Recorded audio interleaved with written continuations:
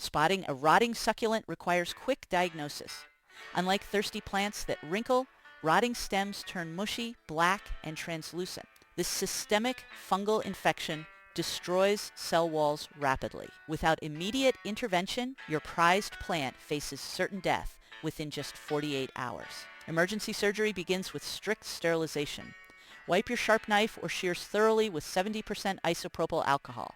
This critical step prevents introducing new pathogens during the procedure. Clean, sterile tools ensure precise cuts without spreading the deadly fungal infection further. Perform the dramatic beheading by slicing 1 inch above the visible decay. Always inspect the cut center carefully.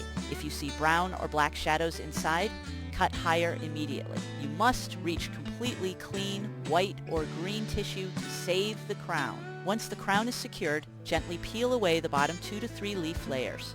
This exposes the raw stem area needed for future root development. Removing these lower leaves prevents them from rotting against the soil and ensures optimal airflow during healing. Seal the fresh wound immediately using a natural fungicide. Lightly dust the cut surface with ground cinnamon sulfur powder or activated charcoal. This antiseptic barrier stops fungal spores from traveling upward into the healthy rosette while the plant begins its recovery process. Place your prepared cutting in a shaded, well-ventilated area to callus over. Thin stems need 24 to 48 hours, while thicker varieties require 5 to 7 days. Wait until a dry, protective skin forms completely before touching the soil again.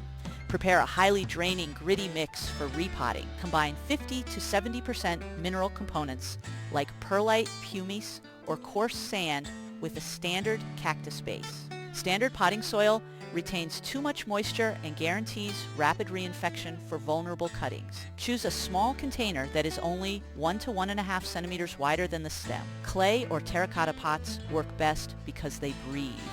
Always verify that drainage holes are present to prevent water from pooling around the delicate new roots. Gently place the calloused crown onto the dry soil surface. You can bury the base just half to 1 centimeter deep for stability. Never water immediately after planting, as the leaves store sufficient moisture and unrooted tissue will quickly rot in wet conditions.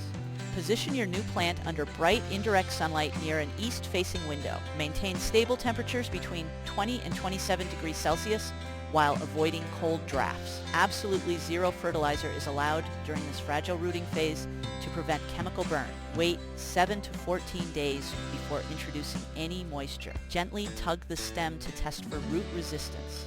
Once you feel slight pullback, water lightly along the pot edge. Adopt a strict soak and dry cycle to keep the environment aerated.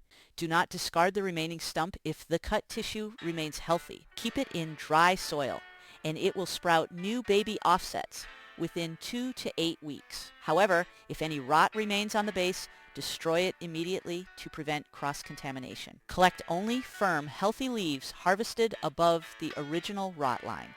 Lay them flat on dry soil and wait for roots to emerge. Discard any mushy or translucent leaves instantly as they carry the infection and will never successfully propagate into new plants. Patience is essential during the rehabilitation phase.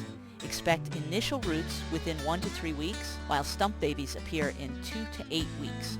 Full structural recovery and renewed growth cycles typically require 1 to 3 months of consistent, careful monitoring. Prevent future rot by watering only when the soil is completely dry. Quarantine all new acquisitions, provide adequate sunlight to stop etiolation, and use diluted mineral feeds sparingly. Consistent airflow and proper drainage will keep your collection thriving for years.